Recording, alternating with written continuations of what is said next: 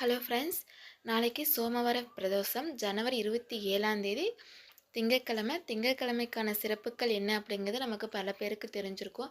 அந்த நாட்கள் நம்ம சிவபெருமான வழிபாடு செய்வோம். ஆனால் இந்த திங்கட்கிழமையோடு சேர்ந்து பிரதோஷம் வரும்போது இது சோமவார பிரதோஷம்னு சொல்லுவாங்க. இந்த பிரதோஷத்துக்கான சிறப்பு அப்படிங்கிறது ரொம்ப அதிகமானதாக இருக்கும். ஏன்னா மற்ற பிரதோஷ நாட்களை விட சனி பிரதோஷம், சோமவார பிரதோஷம் அப்படிங்கிறது ரெண்டுமே ரொம்ப விசேஷமானது. இந்த பிரதோஷ தினத்தில் நம்ம கணவன் மனைவி ஒற்றுமையாக இல்லை, அவங்களுக்குலாம் அடிக்கடி சண்டை வருது அப்படிங்கிறவங்க, தீராத நோய்கள் தீரணும், எனக்கு ரொம்ப வருஷமாக இந்த ரத்த சம்மந்தப்பட்ட நோய்கள்லாம் இருக்குது அப்படிங்கிறவங்க, அவங்களுக்கான இந்த நாட்களை நீங்கள் நல்லா பயன்படுத்திக்கலாம். காலையிலேருந்து நீங்கள் உபவாசமாக விரதம் இருந்துட்டு சாயந்தரம் கோயிலுக்கு போய் வழிபாடு செய்யலாம். எப்படி விரதம் இருக்கணும், எத்தனை மணிக்கு விளக்கேற்றி வழிபாடு செய்யணும் அப்படிங்கிற முழு தகவலும் நான் என்னோடய சேனலில் கீழே கொடுத்துருக்கேன். நீங்கள் போய் பாருங்கள்.